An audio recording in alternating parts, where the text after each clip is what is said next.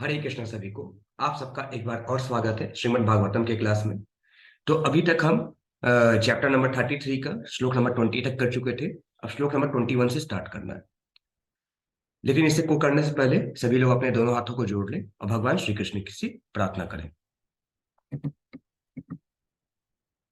ओम नमो भगवते वासुदेवाय। जन्माधश्च यतो अन्वयादितरश्चार्थस्भिर्यस्वराट् तेने ब्रह्महृदायादि कवये मुह्यन्ते सूर्याः तेजो वाणी मृदां यथा विनिमयो यतति सर्गो मृषा धाम्ना स्वेन सदा निरस्कुहकं सत्यं परं धीमहि। नारायणं नमस्कृत्य नरं चैव नरोत्तमं देवीं सरस्वतीं व्यासं ततो जयमुदीरये। हरे कृष्णा कृष्णा कृष्णा हरे हरे, हरे रामा रामा रामा हरे हरे, हरे कृष्णा। अब श्लोक नंबर 21 स्टार्ट करते हैं। वनम प्रव्रजिते पत्तया वपत्य विरहातुरा ज्ञातत्वा पय भूनष्टे वस्रे गौरी वत्सलः। अब यहाँ पे मैत्रिमुनि कहते हैं देवहूति के पति ने पहले ही गृह त्याग करके संन्यास आश्रम ग्रहण कर लिया था और तब उनके एकमात्र पुत्र कपिल ने घर छोड़ दिया। यद्यपि उन्हें जीवन तथा मृत्यु के सारे सत्य ज्ञात थे और यद्यपि देवहूति माता का हृदय सभी प्रकार के मल से रहित था, किंतु वे अपने पुत्र के जाने से इस तरह दुखी थीं जिस प्रकार की बछड़े के मरने पर गाय दुखी होती है। फिर आगे कपिल जो है मैत्री मुनि कहते हैं तमेव ध्यायति देवं पत्यं कपिलं हरिं बभूवा चिरतो वत्स निःस्पृहा तादृशे गृहे।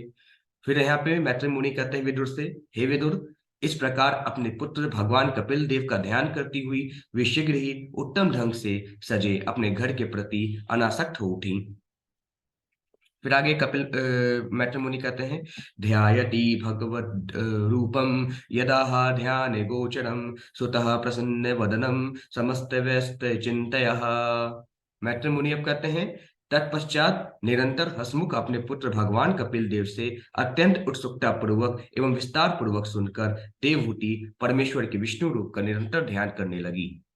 फिर आगे मैत्री मुनि कहते हैं भक्ति प्रवाह योगेन वैराग्येन बलीयशा युक्तान उस्थान जातेन ज्ञानेन ब्रह्महेतुना विशुद्धेन तदात्मान मात्मना विश्वतो मुखम स्वानुभूत्या तिरोभूतिमा या गुण विशेषणम।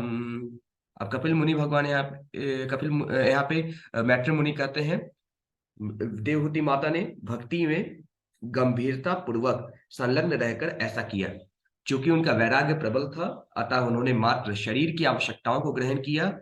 वे ब्रह्म साक्षात्कार के कारण ज्ञान में व्यवस्थित हुई, उनका हृदय शुद्ध हो गया, वे भगवान के ध्यान में पूर्णतः निमग्न हो गई और प्रकृति के गुणों से उत्पन्न सारी दुर्भावनाएं समाप्त हो गई। फिर आगे यहाँ पे मैत्री मुनि कहते हैं ब्रह्मण्यवस्थित मर्ति मर्ति भगवत्या संश्रय निर्वृत्त जीवापत्ति अत्वात् क्षीण कलेशात् निर्वृत्त ही। मैत्री मुनि कहते हैं देवहूति माता का मन भगवान में पूर्णतः निमग्न हो गया और उन्हें स्वतः निराकार ब्रह्म का बोध हो गया। ब्रह्म सिद्ध आत्मा के रूप में वे भौतिक जीवन बोध की उपाधियों से मुक्त हो गईं। इस प्रकार उनके सारे क्लेश मिट गए और उन्हें दिव्य आनंद प्राप्त हुआ। फिर आगे मैत्री मुनि कहते हैं नित्यारूढ़ समाधित्वा अतपरावृत्त गुण भ्रमा न संस्मार तदात्मानं स्वप्ने दृष्ट स्थितः। अब यहाँ पे मैत्री मुनि कहते हैं नित्य समाधि में स्थित होने तथा प्रकृति के गुणों से उत्पन्न भ्रम से मुक्त होने के कारण उन्हें अपना शरीर वैसे ही भूल गया जिस तरह मनुष्य को स्वप्न में अपने विविध शरीर भूल जाते हैं। फिर आगे मैत्री मुनि कहते हैं तद्रेह परतः पोषो अपय कृश अश्चाध्य संभवात् वभौ मलैर्व अक्षन्नः सधूम इव पावकः। अब मैत्री मुनि कहते हैं उसके शरीर की देखभाल उसके पति कर्दम द्वारा उत्पन्न अप्सराओं द्वारा की जा रही थी और चूंकि उस समय उसे किसी प्रकार की मानसिक चिंता न थी, अतः उसका शरीर दुर्बल नहीं हुआ, वह धुएं से घिरी हुई अग्नि के समान प्रतीत हो रही थी। फिर आगे मैत्री मुनि कहते हैं, स्वांगम तपो योगमयम मुक्तिकेशम गतांबरम दैवगुप्तम न बुबुधे वासुदेव प्रविष्टधि। अब मैत्री मुनि कहते हैं यहाँ पे, भगवान के विचार में सदैव तल्लीन होने के कारण उसे उसकी सुध भी न रही कि उसके बाल बिखर गए हैं और उसके वस्त्र अस्त व्यस्त हो गए। फिर आगे मैत्री मुनि कहते हैं, एवं सा कपिलोक्तेन मार्गेण चेरतः परम आत्मानं ब्रह्म ब्रह्म निर्वाणम भगवंतमवापह। अब मैत्री मुनि कहते हैं, हे विदुर, कपिल द्वारा बताए गए नियमों का पालन करते हुए देवहूति शीघ्र ही भव बंधन से मुक्त हो गई और बिना कठिनाई के परमात्मा स्वरूप भगवान को प्राप्त हो गई। फिर आगे मैट्रिमोनी करते हैं, तद्वीरासित पुण्यत्मं क्षेत्रम त्रैलोक्य विश्रुतम नामना सिद्धे पदम यत्र सा संसिद्धि मुपेयुषी। अब मैट्रिमोनी कहते हैं, हे विदुर, जिस स्थान पर देवहूति ने सिद्धि प्राप्त की वह स्थान अत्यंत पवित्र माना जाता है। यह तीनों लोकों में सिद्ध पद के नाम से विख्यात है। फिर आगे मैट्रिमोनी कहते हैं, तस्या अस्त अद्युग विद्युत मर्तय मभूस्त सरित श्रुतसाम प्रवरा सौम्या सिद्धिदा सद्धि सेवता। अब मैत्री मुनि कहते हैं, हे विदुर, उनके शरीर के तत्व पिघलकर जल बन गए और अब समस्त नदियों में सबसे पवित्र नदी के रूप में बह रहे हैं। जो भी इस नदी में स्नान करता है उसे सिद्धि प्राप्त होती है, अतः सिद्धि के इच्छुक लोग इसमें स्नान अवश्य करते हैं।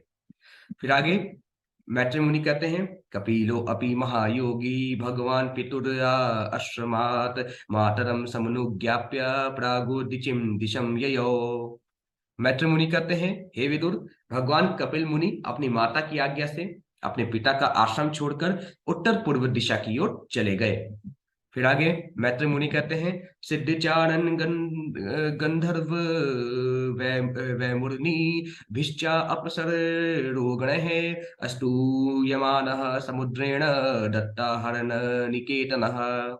मैत्री मुनि कहते हैं, जब वे उत्तर दिशा की ओर जा रहे थे तो चारणों, गंधर्वों, मुनियों तथा अप्सराओं ने उनकी स्तुति की और सब प्रकार से उनका सम्मान किया।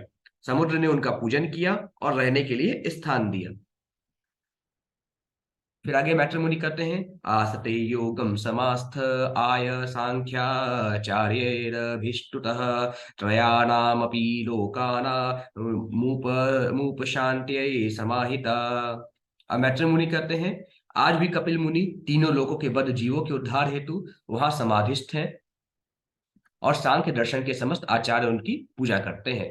फिर आगे मैट्रिमोनी कहते हैं, एतन्नी गदितं तात यत् पृष्टो अहं तवानद्य कपिलस्य च संवादो देवहूत्याश्च पावनः।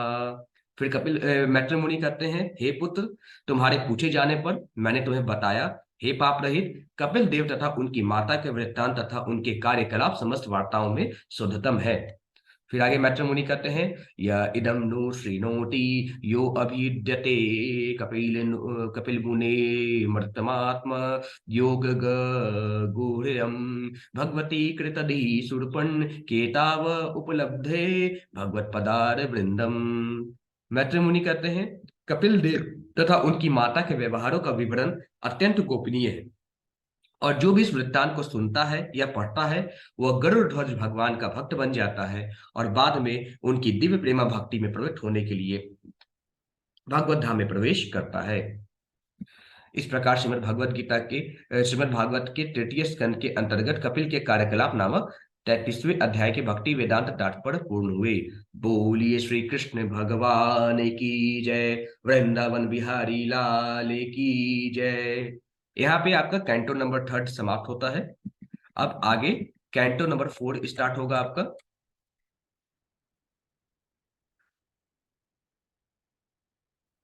कैंटो नंबर 4 का चैप्टर नंबर 1 कल से स्टार्ट करेंगे। आज के लिए बस इतना ही। सभी को हरे कृष्ण।